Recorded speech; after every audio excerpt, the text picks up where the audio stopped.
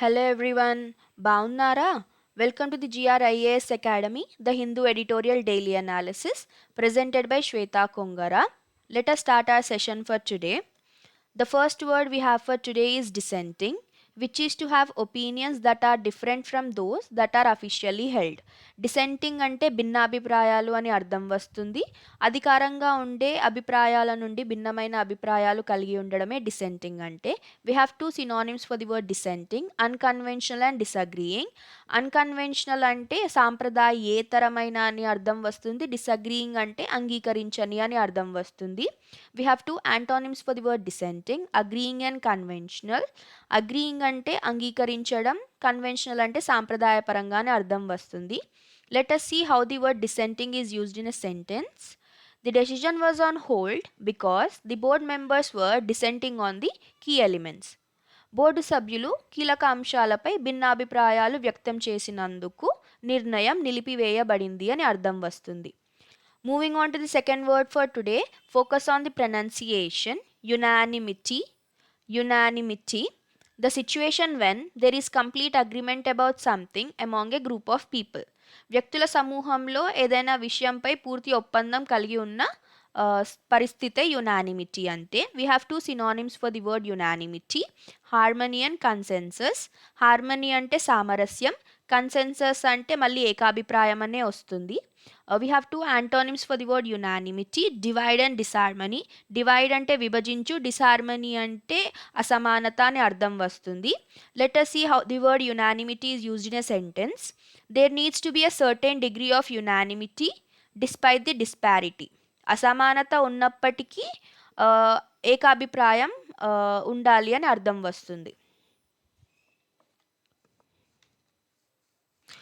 Coming to the fifth word for today, dispensation.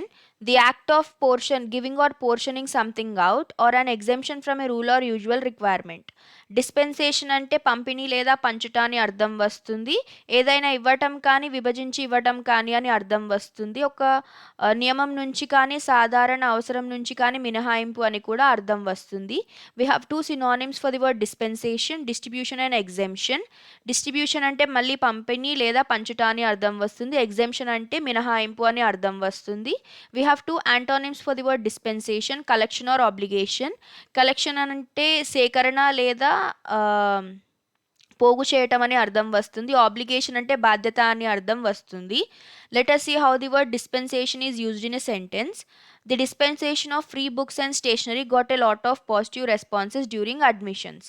అడ్మిషన్ల సమయంలో ఉచిత పుస్తకాలు మరియు స్టేషనరీ పంపిణీకి చాలా సానుకూల స్పందనలు వచ్చాయని అర్థం వస్తుంది.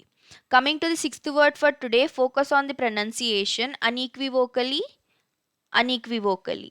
The way something is expressed very clearly with no doubt. unequivocally అంటే నిస్సందేహంగా అని అర్థం వస్తుంది. ఏదైనా విషయాన్ని సందేహం లేకుండా స్పష్టంగా వ్యక్తీకరించబడిన విధానం అని అర్థం వస్తుంది.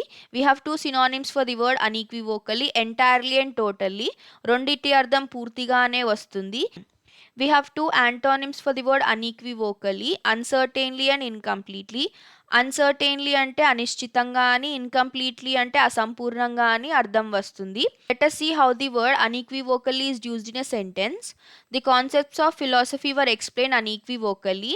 తత్వశాస్త్రం యొక్క భావనలు నిస్సందేహంగా వ్యక్తీకరించబడ్డాయని అర్థం వస్తుంది. Moving on to the seventh word for today, befall, which is something bad happened to a person or place naturally or by fate. బీఫాల్ అంటే చోటు చేసుకోవడం కానీ సంభవించడం కానీ అని అర్థం వస్తుంది. సహజంగా లేకపోతే విధి ద్వారా ఒక ప్రదేశానికి కానీ ఒక వ్యక్తికి కానీ ఏదో చెడు జరగడం అని అర్థం వస్తుంది. We have two synonyms for the word befall: happen and strike. Happen అంటే జరగడం, స్ట్రైక్ అంటే దెబ్బ పడడం అని అర్థం వస్తుంది. We have two antonyms for the word befall: scheme and halt. Scheme అంటే పథకం లేదా స్కీమ్ అనే అర్థం వస్తుంది. బీఫాల్ అంటే న్యాచురల్గా, స్కీమ్ అంటే ప్లాన్ చేయడం అని అర్థం వస్తుంది. Coming to the second antonym, which is halt. Halt అంటే ఆగిపోవడం కానీ నిలిచిపోవడం అని కానీ అర్థం వస్తుంది. Let us see how the word befall is used in a sentence. A great tragedy befell on the family. ఆ కుటుంబంలో ఘోరమైన విషాదం చోటు చేసుకుంది అని అర్థం వస్తుంది. Moving on to the eighth word for today, focus on the pronunciation. Partisan, partisan. A person showing too much support for one person, group or idea. Partition అంటే పక్షపాతి అని అర్థం వస్తుంది. ఒక వ్యక్తికి కానీ ఒక సమూహానికి కానీ ఒక ఆలోచనకి కానీ మద్దతు తెలిపే వ్యక్తి అని అర్థం వస్తుంది. Let us see the two synonyms for the word partisan, follower and believer. Follower అంటే అనుచరుడు, believer అంటే నమ్మేవాడు అని అర్థం వస్తుంది. We have two antonyms for the word partisan, leader and unbiased. Leader అంటే నాయకుడు, unbiased అంటే నిష్పక్షపాతి అని అర్థం వస్తుంది. Let us see how the word partisan is used in a sentence. Even though he tried to be impartial in the division of work, his partisan feelings for the other group were evident. అతను పని విభజనలో నిష్పక్షపాతంగా వ్యవహరించడానికి ప్రయత్నించిన ఇతర సమూహం పట్ల అతనికి ఉన్న పక్షపాత భావన స్పష్టంగా తెలుస్తుంది అని అర్థం వస్తుంది. Moving on, we have two phrasal verbs. The first one is hate speech, which means any offensive discourse targeting a group or an individual based on certain inherent characteristics and that may threaten social peace. Hate speech అంటే ద్వేషపూరిత ప్రసంగం అని అర్థం వస్తుంది. ఒక స్వాభావిక లక్షణాలను ఆధారంగా తీసుకొని ఒక వ్యక్తిని కానీ ఒక సమూహాన్ని కానీ లక్ష్యంగా చేసుకోవడం మరియు ప్రపంచ శాంతికి హాని కలిగించేలా ఏదైనా ఒక అభ్యంతరకర ప్రసంగం ఇవ్వడమే హేట్ స్పీచ్ అంటే. Let us see how the phrasal verb hate speech is used in a sentence. The audience raised their objection towards the hate speech by the speaker. Speaker చేసిన ద్వేషపూరిత ప్రసంగంపై ప్రేక్షకులు అభ్యంతరం వ్యక్తం చేశారు అని అర్థం వస్తుంది. Moving on to the second phrasal verb, wrong-headed, which is making or showing bad judgment. Wrong-headed అంటే తప్పుగా నడిపించడం, చెడు తీర్పు చూపించడం కానీ ఇవ్వడం కానీ అని అర్థం వస్తుంది.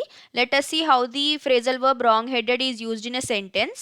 Despite the training, I still wrong-headed the direction of the project. శిక్షణ ఉన్నప్పటికీ నేను ఇప్పటి ప్రాజెక్ట్ దిశను తప్పుగా నడిపించాను అని అర్థం వస్తుంది.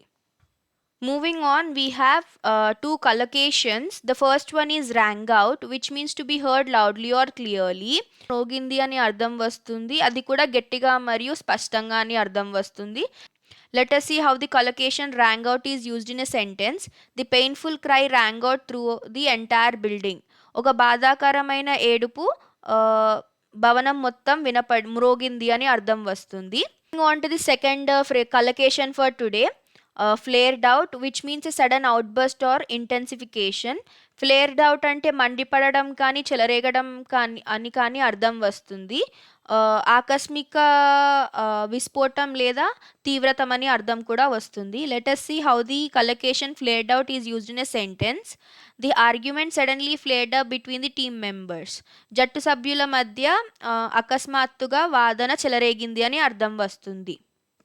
That's it for today everyone. Thank you for watching.